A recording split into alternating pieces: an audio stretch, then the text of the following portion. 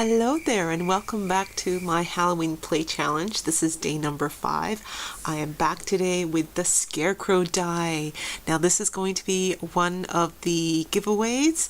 If you are participating in our challenge over on the xxAmira Facebook group, links below, and you enter into our challenge, this is one of the giveaways that you could win.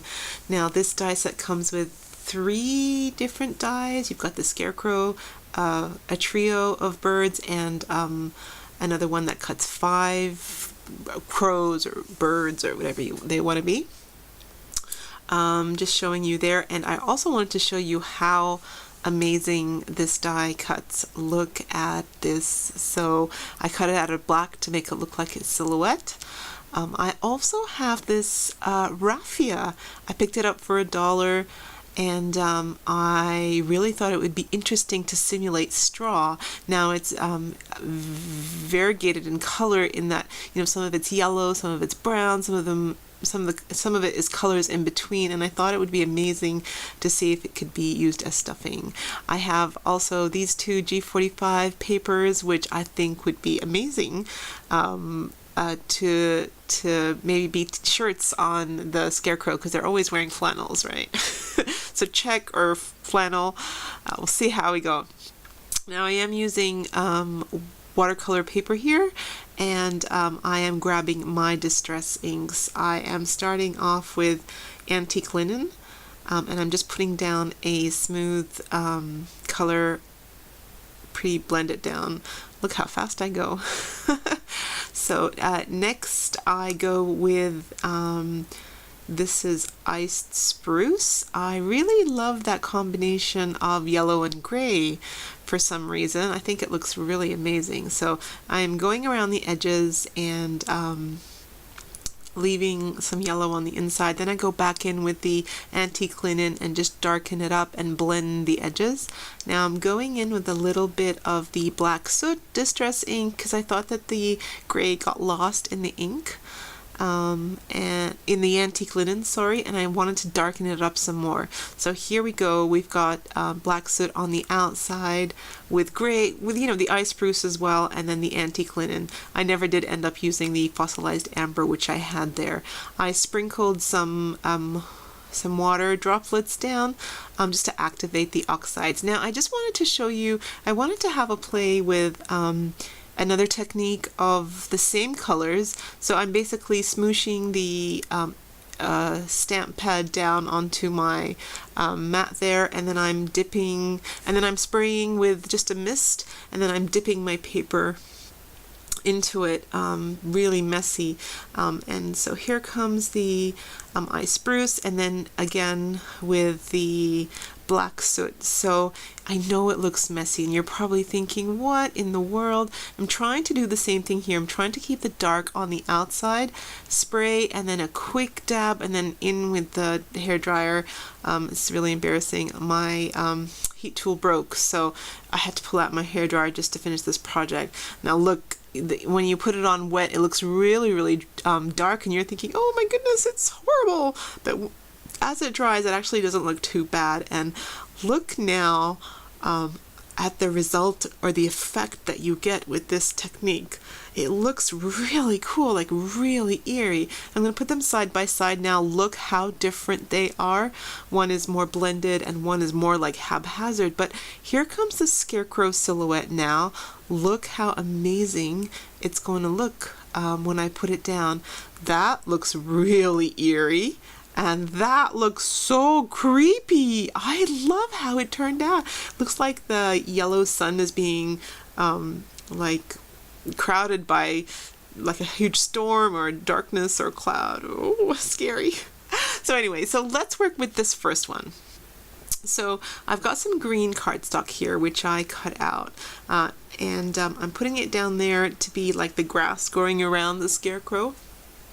I used the Scarecrow die again, and I did use some of the checkered paper, and basically what I'm doing here is I'm figuring out where I'm going to give him his neckline, and then again I'm going to be figuring out where I want his sleeves, and then again I'm going to draw like a zigzag pattern on his tummy there, and then I'm gonna fussy cut it with my scissors.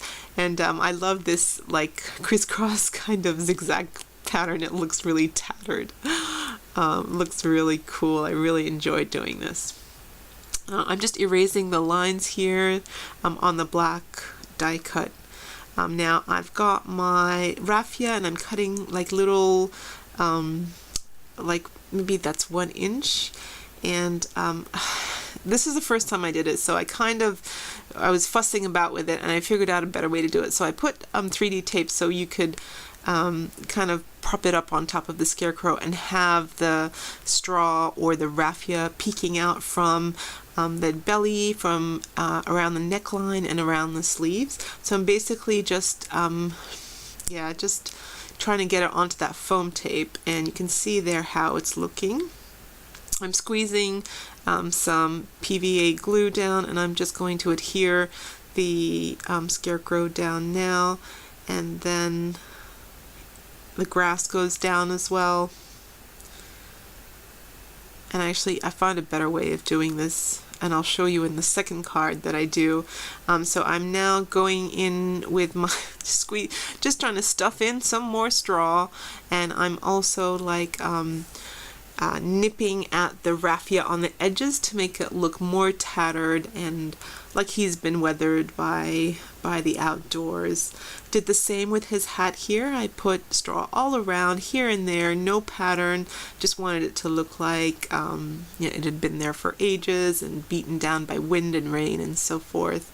I'm now going to arrange the birds in a formation that looks kind of good, and I at first tried to copy what the image on the die was, but then I took it away and I thought, let me do it on my own. I just want to have my own scene, and this is how I have it, and it's pretty good. I like it.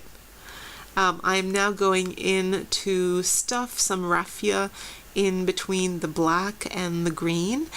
And so some of it I roll to make it quite thick, some of it I keep it flat, and I'm just stuffing it in between here. I just did a thin sticky tape down the bottom to give myself room to stuff it in, and then here we go, I'm just nipping at it again, and you see all that raffia coming off, and it looks really good, like straw growing around the bottom of the Scarecrow.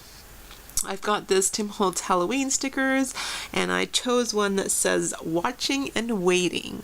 I backed it up on some black cardstock here, and isn't it just so amazing? I love how it looks. It's exactly what he's doing. He's watching everything and he's waiting for something. Now I'm just showing you here. I tried it with white, didn't look good. I like it black, and I tried it again with the craft cardstock, and I think that the black brings out the best, really. So I did mount it on a black card base. I thought that the hat looked a bit flat, so I went in with my distress marker. I think this is a tea dye, and I just went around the edges and blended it in a little bit, and I think that looks a lot better.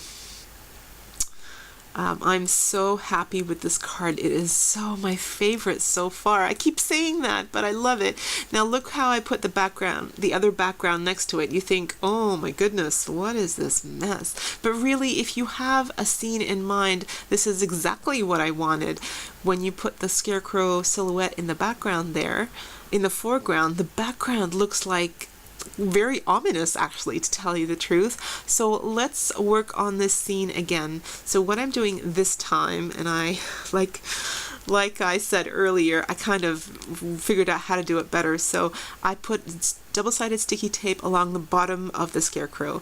Then I put the raffia in a straight row.